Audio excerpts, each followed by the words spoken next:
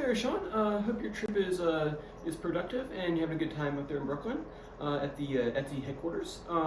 This is your video lesson for today. I'm going to go through two different points today. As always, if you have a question at the end of it, feel free to shoot me a message. I'm more than happy to answer, or just try to answer. So, cool. Let's get to it. So the first thing is A minor pentatonic plus the cage chords and making those connections. So I believe last time we went over, I think we did G form and E form, and I think you might have said you did like one other one. Anyway, I'm going to show you what to do with those. What I've written here is I've written out a C form, the next form that we should talk about. So a C form, basically remember we got this shape right here. We got our C form C chord. It's the same thing as down here as a, but I just threw it up here at the 12th fret so you can see it better. Alright, so we got our C form right there, and then we're going to go on strings 4, 3, 2. So with that being the case, we have 14, we have 12, and then 13. So 14 on the 4th string, 12 on the 3rd string, and then 13 on the 2nd string. Alright, so just practice kind of going up and down that a few times. You can do different combinations. So if I do that here, I might skip around a little bit and do like, 2nd string, 14th, and then 13. And then see if you can kind of make like what we did last time. See if you can make like a little melody out of it.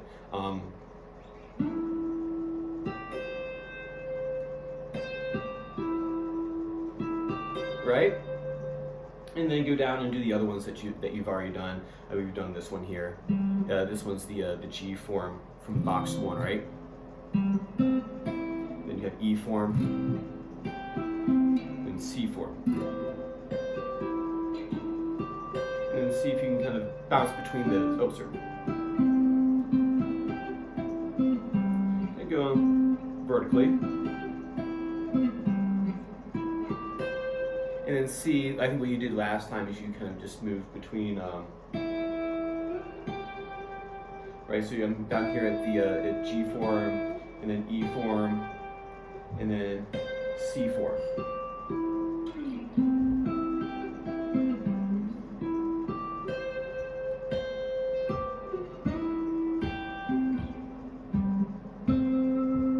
Right, you can see if you kind of bounce around those chord tones from the C chord. Those are positions. I've marked out here, so box 1, you have your G form, right? Box 2, you have your E form. And then box 4, you have your C form. Now you're like, wait a minute, you jumped over box 3. And that's true, I did, because box 3 has D form, right? This right here.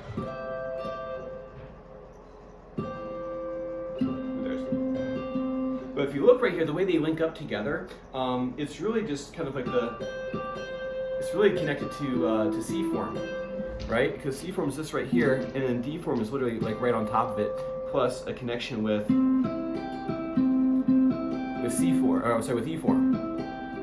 So this note here, plus these two here from C form, are that D form.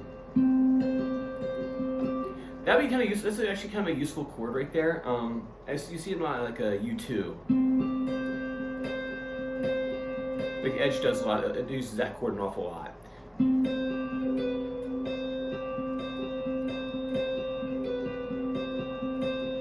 stuff like that. So back to what we're talking about. So we have C form here, and then you have A form after that. Well, wait a minute. A form is this right here, right?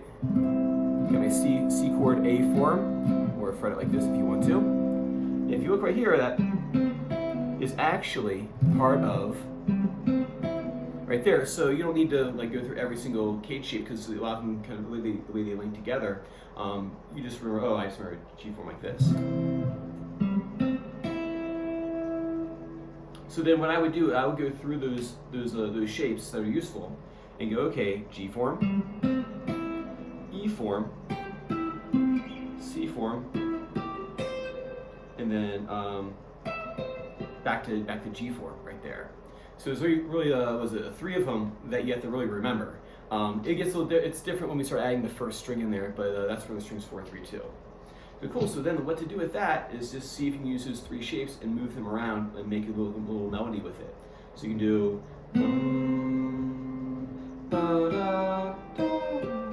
and you want to sing along while you do it too, that way you kind of make sure it's like a musical line rather than just playing just random notes. So yeah.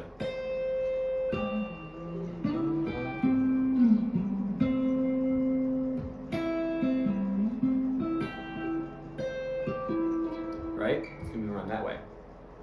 And then what I would do is try it on one string. So I would try to make a melody just on one single string. So I'm gonna start with the second string.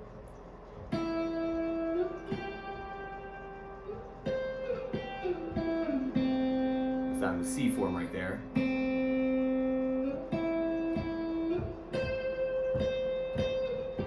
And then I'll hop to the second string.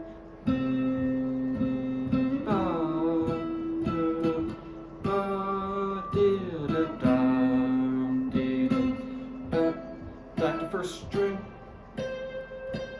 and then down. Oop, gotta practice. And then try on the fourth string. Down here, because it's the same thing as up here.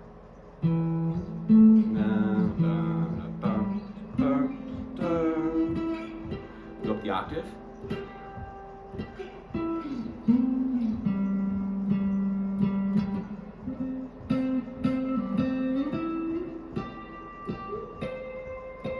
First string.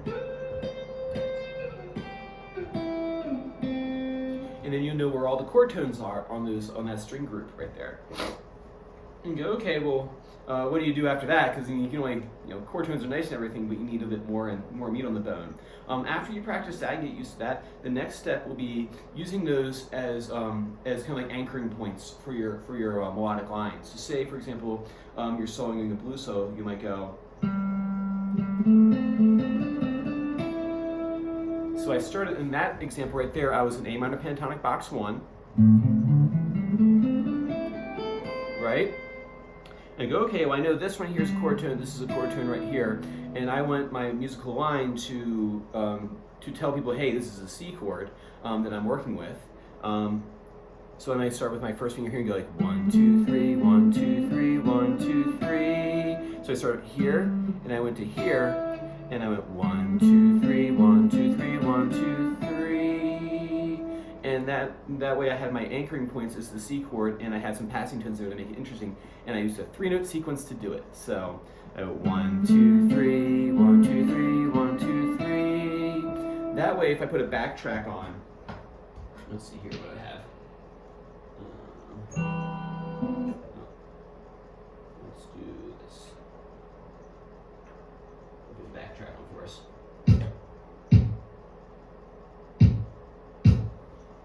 One second.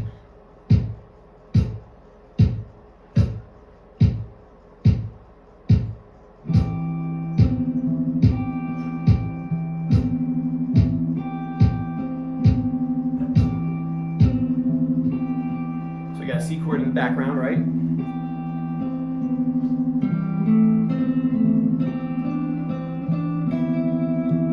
Sounds nice. I landed on a chord tone.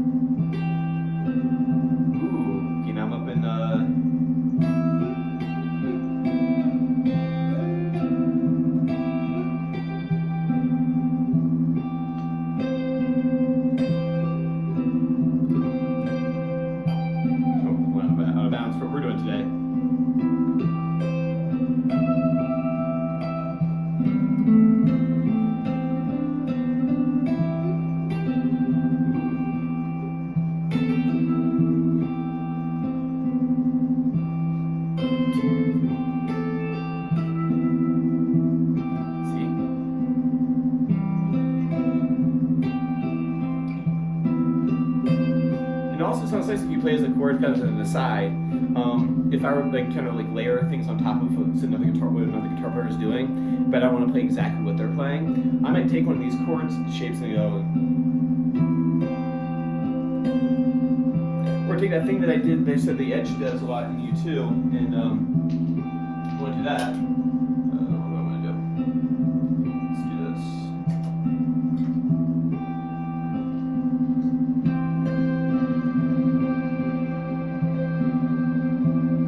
The delays aren't synced up to the beat, but you get the idea.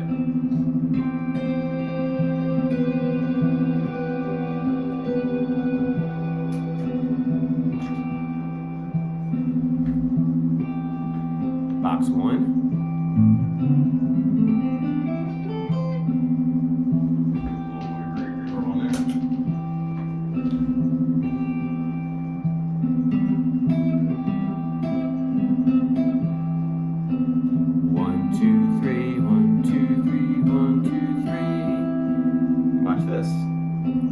What it will eventually become.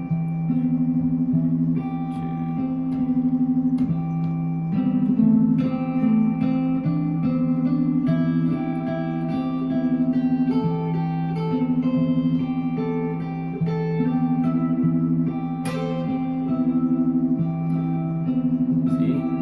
So my lines always begin and end on something that emphasizes the chord, right? Make sure you sing along while you do it. That way it becomes musical, and you'll start kind of training your ear to go, oh, I'm landing on like that chord tone right there. You'll start hearing it if you sing along with it. The idea is eventually you don't want to think about it. You just want to go, oh, that note's just a nice one to land on, and you go back and look at what you did. You're like, oh, wait a minute, that was a chord tone. So the more you do this and you sing along and try to land on those target tones, the more you're kind of like get a taste for it, and you'll kind of get a sense for when you're on that, right?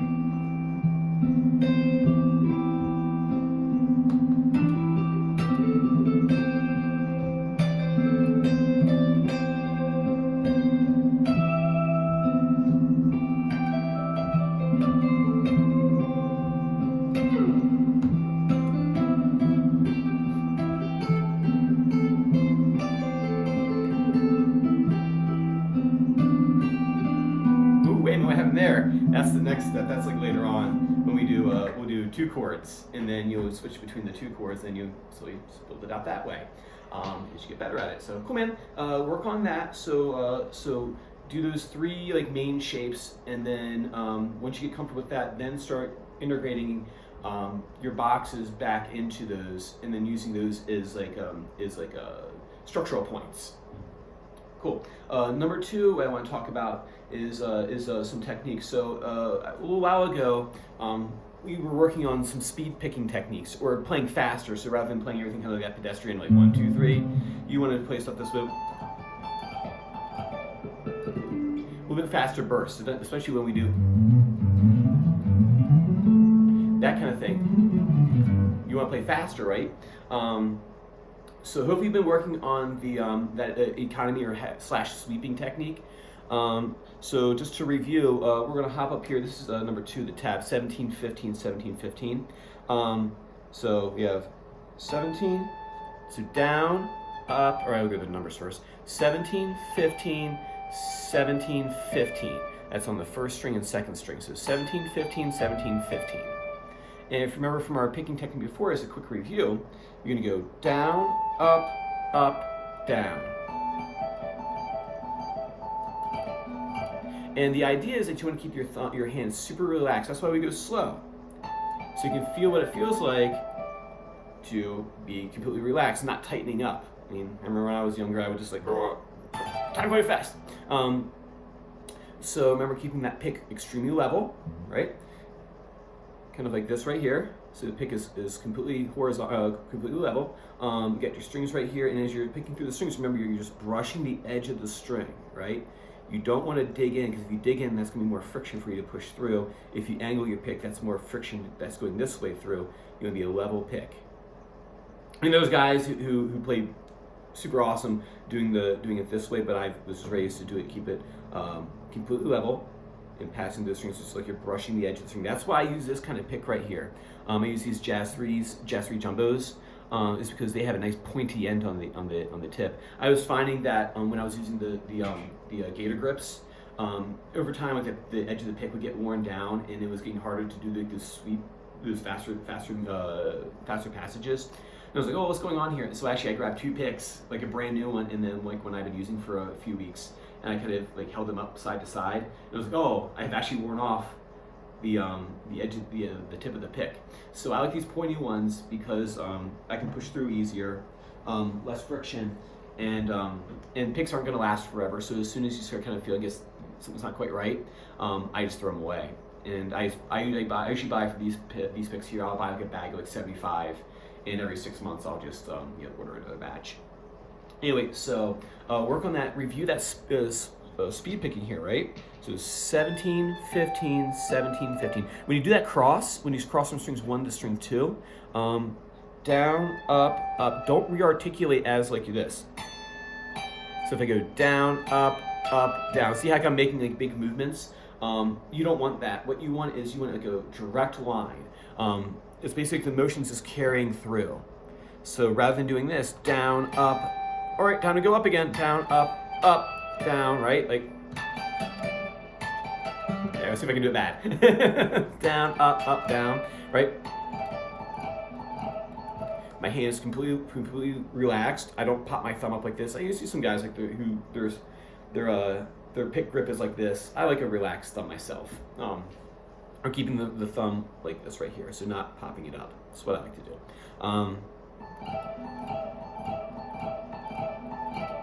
Too slow. And when I do that, what I'm doing is I'm listening for certain picks. It's kind of like when I was working on tremolo technique for classical. Is that I found as I played it, like if I wasn't in tune to like one of the fingers, I would kind of gloss over that one. It wouldn't be as strong as the other one, as the other notes. So it'd be kind of like as you're playing, the sound kind of dips down. You get like a dip in the sound. It wouldn't be quite as even. So what I found though was that if I pay really close attention to just like one of the notes, it would make me tune into that one, and I would make sure to hit that one with a bit more of an accent. So when I'm doing this, I'm actually, the most difficult one to get to ring out is that one right there. That's the hardest one for everybody, me included. So when I was doing this, I make sure to really make sure I hear for that, listen for that note. I hear for that note. I make sure to like really kind of tune and go, okay, I have to hear that last one. Oop.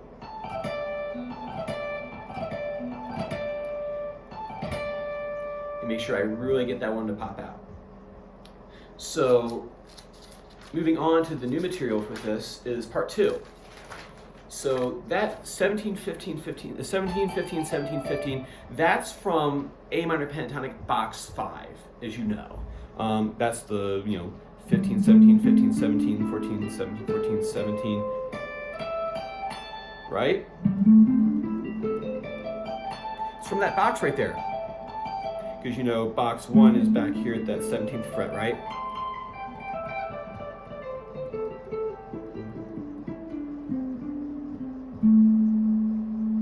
Right? So I'm here at box 5. And then what you can do, those notes right there, A, G, E, and D are those notes. You can work your way up and figure those out yourself, but those are the notes. A, G, E, and D. A, G, E, D. And then what you want to do is you want to move that shape through the other boxes. So you have box 5 here. If you find that same exact starting note right here, that A right there, on the next string group, so this string group here is strings 2 and 1. Then we're going to go to strings 4 and 3, okay? So that note right there is A, and if I find A on the next string group, the 4 and 3 string group, that A is right here on the 14th fret. I got it marked right here on the handout. A, G, E, D. A, E, G, A, G, E, D. A, G, E, D. And if I move it again, A, G, E, D, to this time to the string group 6 and 5. So I've taken that shape, those 4 notes, right? The same 4 notes are just moving through the strings. A, G, E, D, A, G, E, D, A, G, E, D. And what you can do is this. Box 5. Next one down. Box 4. Next set. Box 3.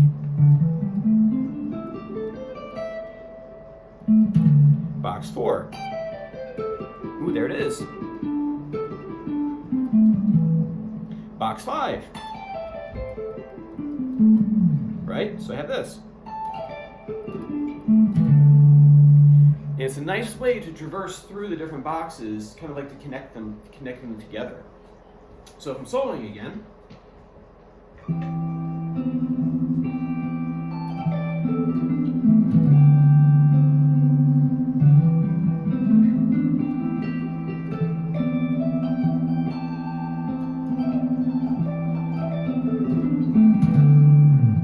right? You know, it's sloppy.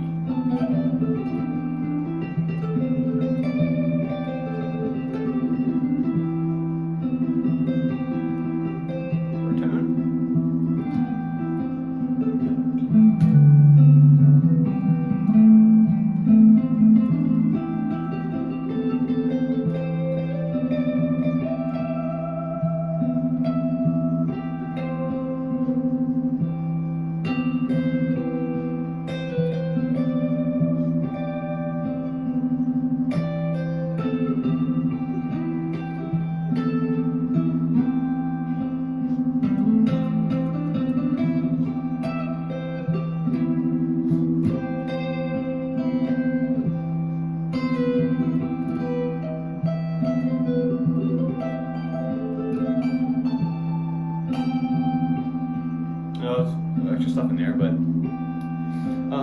anyway, so that principle works no matter where you are in the boxes. So I could go do this if I wanted to. I could go and start in box 4, right? It's box 4 right there. A minor pentatonic, that is. A minor pentatonic, box 4. See the fingering there? The fingering remains the same as you move through this exercise.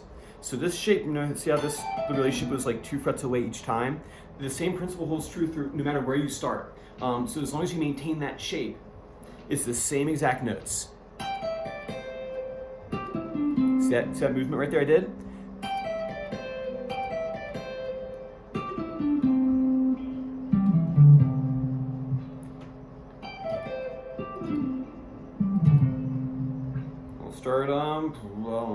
We'll start here.